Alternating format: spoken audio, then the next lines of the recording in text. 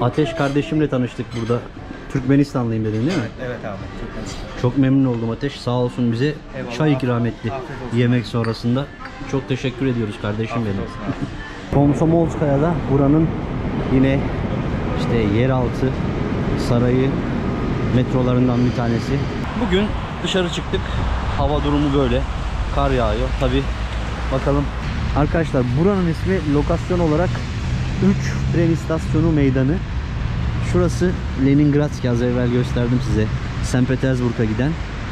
Burası Yaroslavski tren istasyonu. Şu da Kazanski. Borş değil mi orada? Evet. Borş çorbası da böyle. Yani lahana çorbası, sebzeli lahana çorbası bu. Aslında bir Ukrayna çorbası olduğu söyleniyor. Yani herhalde Rusya'da yaya olarak kırmızı ışıktan geçerken ceza yiyen tek Türk ben olabilirim. Yani burası arkadaşlar pazar. Hemen İsmailovskaya metrosunun da yanında. Burada genelde Rus el sanatları, işte yine tabii bütün Rusya'nın her yerinden el sanatları, çeşitli ürünler ve benzeri şeyler satılıyor. Moskova'yı bitirdik ve yeniden Mahaçkale'deyiz. Şu an Mahaçkale havaalanına indik. Saygılar, sevgiler, hürmetler sevgili arkadaşlar. Moskova'dan güzel bir sonbahar kış sabahından hepinize mutluluklar diliyorum. Bugün dışarı çıktık. Hava durumu böyle. Kar yağıyor. Tabi bakalım. Ya tek bir plan yapmadan Moskova'yı bu güzel kış gününde sizlere farklı bir bakış açısıyla gezdirmeye çalışacağım. Bakalım birazcık daha çok turistik olmayan yerlere gitmeye çalışacağım. Bakalım ne çıkacak ortaya. Yani ben de sizinle keşfedeceğim bugün. Şimdi metroya gidiyoruz.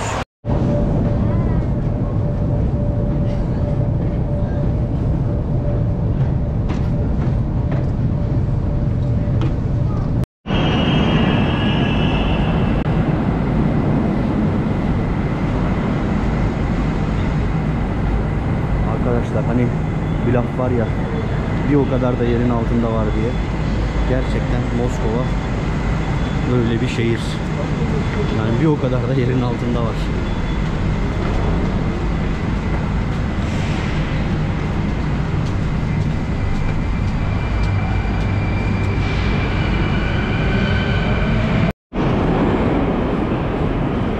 Komsomolskaya'da buranın yine işte yeraltı sarayı metrolarından bir tanesi. Acayip güzel bir metro istasyonu. Dedim ya, gerçekten yerin altında da bir başka dünya, başka bir saray var. Evet. Kar devam ediyor hala. Biz şimdi Leningradski Vaksal, yani Leningrad'a giden, yani St. Petersburg'a giden trenlerin kalktığı tren istasyonuna geldik. Buradan bir evrak alacağım işin aslında, onun için geldim. Krasnodar'dan bir evrak gönderdik. Timur, nasıl hava? Yani Leningradski Vaksal, yani St. Petersburg'a giden trenlerin kalktığı gar hemen bu Komsomolskaya metro istasyonunun da yanı. Eğer bir gün ihtiyacınız olursa bilginiz olsun. Arkadaşlar buranın ismi lokasyon olarak 3 tren istasyonu meydanı. Şurası Leningradski, az evvel gösterdim size. St. Petersburg'a giden. Burası Yaroslavski tren istasyonu. Şu da Kazanski tren istasyonu, yani Kazan'a giden tren istasyonu. Evet, böyle güzel bir meydandayız. Bu işte şurada Yaroslavski yazıyor. Yani Yaroslav kentine gidiyor buradan kalkan trenler. Kar yağışı da bayağı arttı. Bilmiyorum, görebiliyor musunuz? Şöyle siyah araba üstünde daha belli olur herhalde. Yani Moskova'yı da karlı bir şekilde görmüş olduk. Herhalde çoğunuz da çok Moskova'nın kışını görmemişsinizdir. Çünkü buraya gelen arkadaşlar haliyle yazın gelmeyi tercih ediyorlar. Ama ben her an gelebiliyorum. Bu makinelerde arkadaşlar bilet alabiliyorsunuz ya da metro için kart alabiliyorsunuz.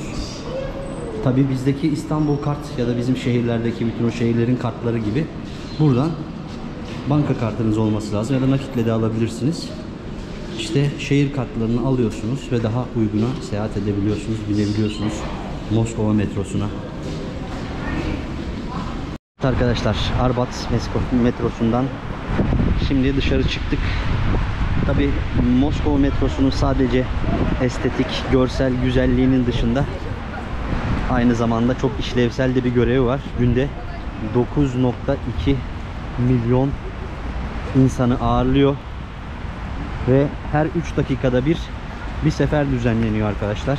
Tabii bu yoğun günlerde ve yoğun zamanlarda, günün yoğun zamanlarında 90 saniyeye kadar iniyor. Yani her 90 saniyede bir tren geçiyor. Bir basım ücreti de 65 ruble. Eğer az önce söylediğim turist kartlarından alırsanız o zaman da 57 rubleye düşüyor. Ve Moskova metrosunu artık böyle kapatalım. Şimdi arkadaşlar bir yemek yiyelim. Burada bir Türk restoranı var. Yani birkaç tane var. Bir tanesini seçeceğiz şimdi.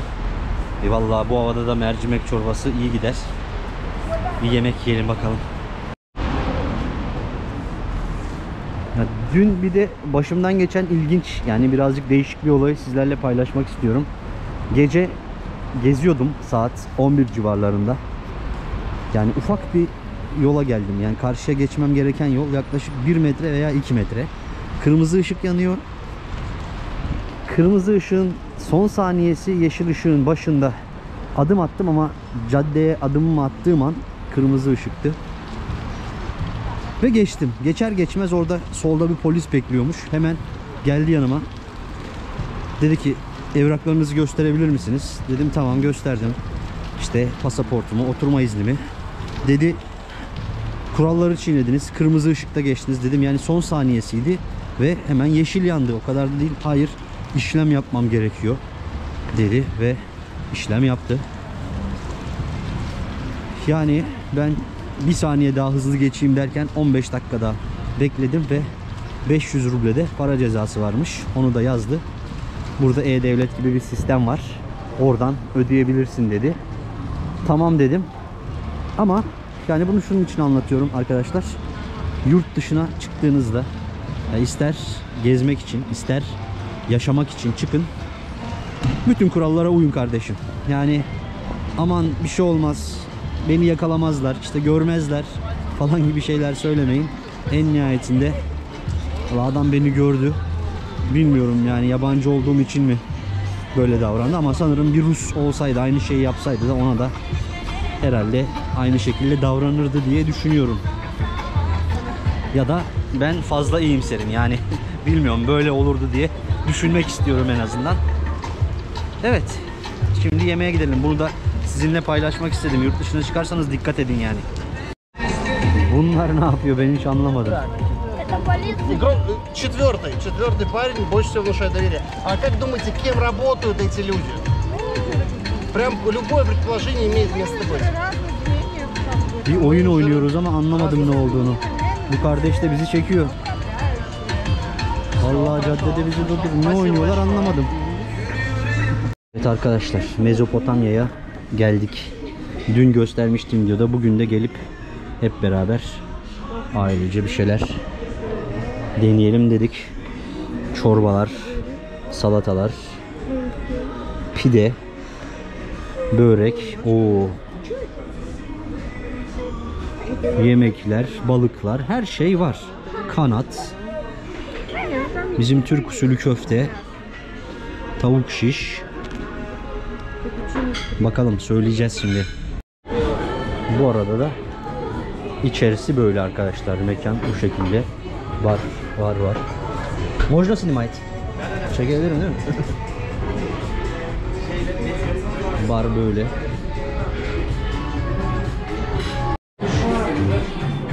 Yani içerisi de böyle arkadaşlar, güzel. Mezopotamya, Orta Doğu şeklinde dizayn edilmiş. Güzel, hoş bir yer. Bakalım, yemeğimizi söyledik. Şunu da göstereyim, yani taharet musluğu da koymuşlar. Bravo Mezopotamya. Arkadaşlar çorbamız mercimek çorbası ve boş söylediler onlar.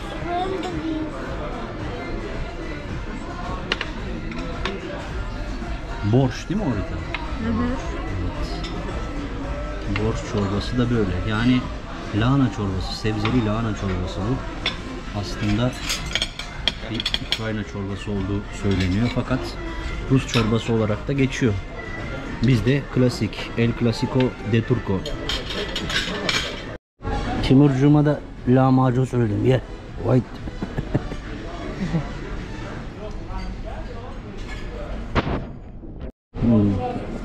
Peynirli köfte söyledim ben. Sos, domates, biber, patates bu şekilde getirdiler.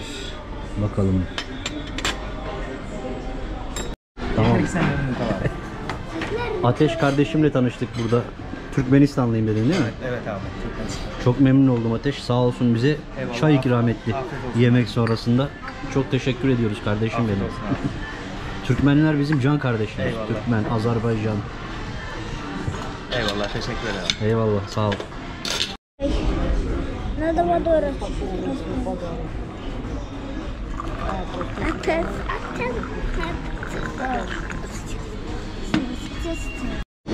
Evet, yemeğimizi yedik arkadaşlar. Arkamda gördüğünüz yer Mezopotamya. Hemen eski Arbat Caddesi üzerinde.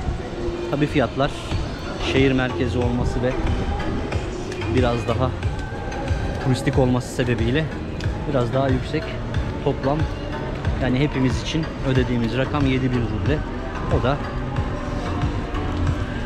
70 dolar diyebiliriz. Böyle hesaplayın. Yani 3-4 kişi, çocuğu da sayarsak çok da fazla denemez herhalde. Bunun ama tabii sizin daha çok buradaki bu tarz restoranlardaki fiyatları da görmeniz için işin aslı yaptım.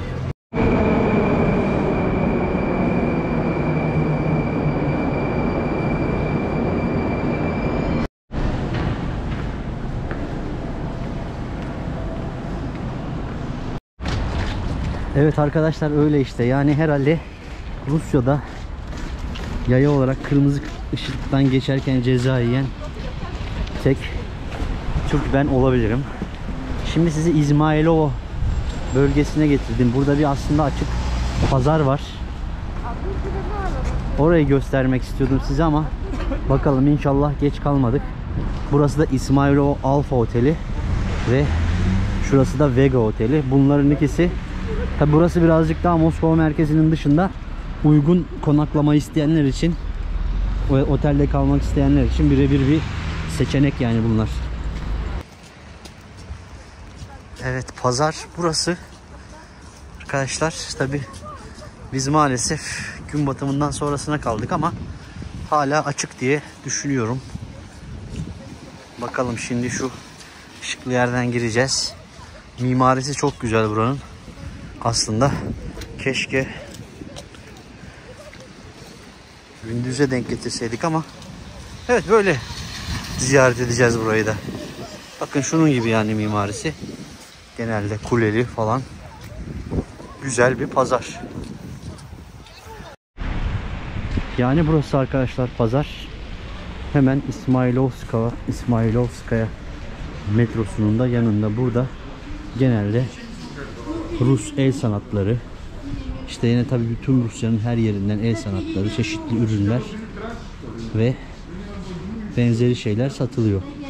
Mesela hemen matruşkalar. Buraların klasiği. Tabii şu an yani buraya yazın ve hafta sonu gelinirse çok daha iyi ve doğru olur. Yoksa görüyorsunuz, geldik ama kapanıyor. Yani normalde bakın böyle çok güzel Sovyet döneminden de kalma armalar satıyorlar. Bu abla satıyor, bak ne güzel semaverler satıyor. Zdrasti. Klasik Rus. Şu çizgi film kahramanı var. Bunun kıyafetleri ve tabi klasik Rus kızlarının giydiği kıyafetler ama görüyorsunuz geldik buraya kadar. Maalesef kapalı. Yani burada hediyelikler, giyim, işte Rusya'ya özgü her şeyi bulabileceğiniz renkli pırıl pırıl bir pazar aslında. Tabi yazın veya hafta sonu gelirseniz ya da daha erken saatlerde gelirseniz durum bu. Yani şöyle değişik mimarili bir pazar hemen bu büyük otellerin yanında. Buralarda zaten İzmailovo diye geçiyor bu semtin ismi. Siz daha uygun, daha güzel bir saatte, vakitte gelirseniz ziyaret edin. Şöyle bir mimarisi var yani buraların.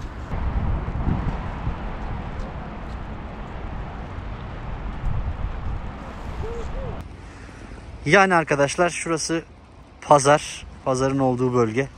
Bu tarafta İzmailovo Kremlin diye geçiyor. İzmailovo Kremlini. Evet, çıkıyoruz şimdi buradan. Maalesef geceye kaldık. Ve böyle oldu.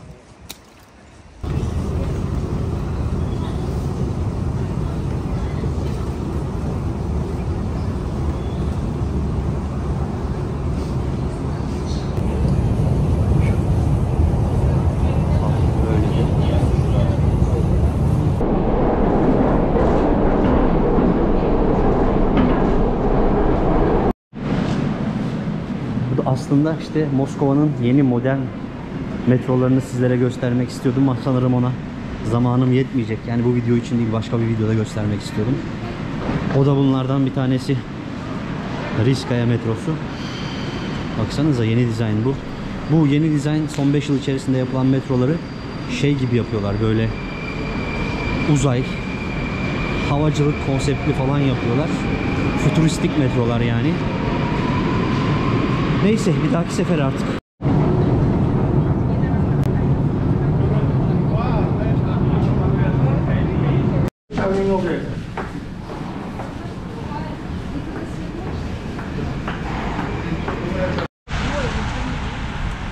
Evet, son olarak sizlere arkadaşlar Moskova'nın televizyon kulesini göstermek istiyorum.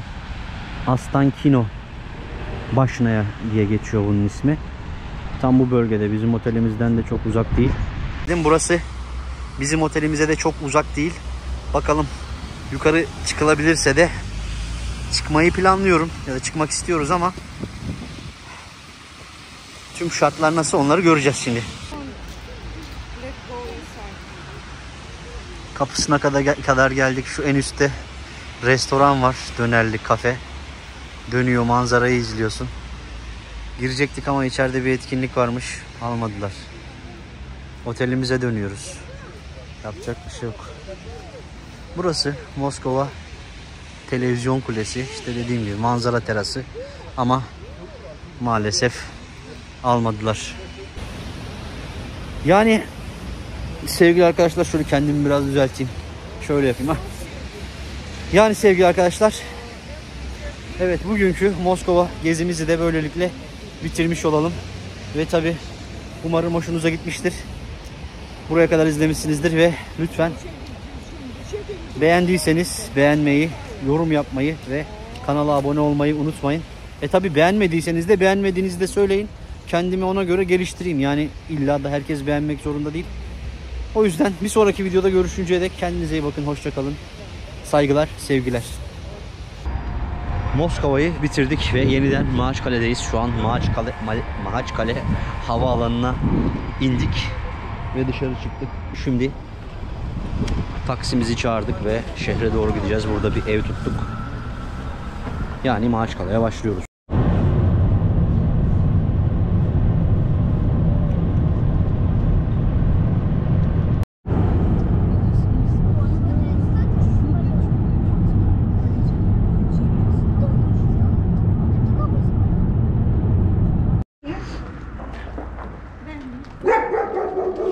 Geldik. Şimdi Mahaçkale'ye.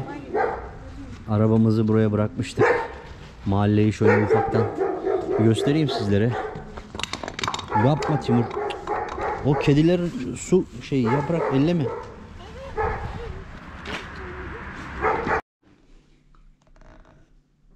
Arkadaşlar burada bir ev tuttuk. Daire tuttuk daha doğrusu. Şöyle kısaca göstereyim size. Böyle Dağıstan'dan öğeler, figürlerle dolu. 3 odası var. Burası yatak odası.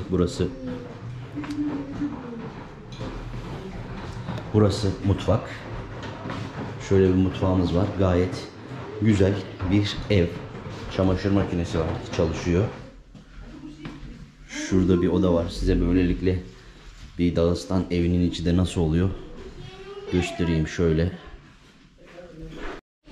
Klasik banyomuz böyle. Tuvalet. De var. Taharet musluğu da yaptırmışlar haliyle. Burası oturma odası arkadaşlar. Yani şunları göstereceğim. Tabii birkaç tane daha yine yöreyle ilgili kültürel objeler vardı ama biz kırılmasın diye kaldırdık. Duvarları böyle süslemiş abi. Çok da güzel yani içerisi. Ve asıl göstermek istediğim şey şu. Bir de rehber bırakmış buraya. Fotoğraflarla Dağıstan diye. 1865 yılından itibaren çekilmiş olan bütün tarihi fotoğrafların olduğu bir rehber kitap gibi. Burası da mesela Kubaçi köyü. İnşallah buraya da gideceğiz. Değil mi Timur? Evet. Gider miyiz Kubaçi'ye? Gideceğiz. Evet. Böyle hem fotoğraflar ve hem bilgiler var. Şu sayfayı tabii göstermek gerekir diye düşünüyorum size. Bu gördüğünüz resim 1859 yılında İmam Şamil'in teslim olduğu anın resmi. Evet, burası da 1865 yılında ki burada yazıyor. Milis'in anını fotoğraflamışlar 1865 yılında. Ve daha birçok tarihi bilgi ve fotoğraf var. Bunun hepsini tabii ben okuyacağım ama size ancak bu kadarını gösterebilirim. Yani böyle bir güzellik yapmış abi. Ev sahibinin ismi de Şamil bu arada. Şamil abi evini güzel dekore etmiş ve yapmış. Burada da yine yanılmıyorsam Kubaçi'nin veya başka bir yerin, yani Dağıstan köyünün fotoğrafı, daha doğrusu çizimi var. Yani evimiz böyle. 2 tane de odamız var, yatak odalarımız, oraları da işte çok da yani şöyle ve şöyle. Şurada da 2 tane oda var, yani bir burada bir de burada yatak odamız var. 2 yataklı. Şurada da bir yer var ama kapalı orası. Orayı açma dedi. Evet, evimiz böyle. Şimdi dışarı çıkacağız.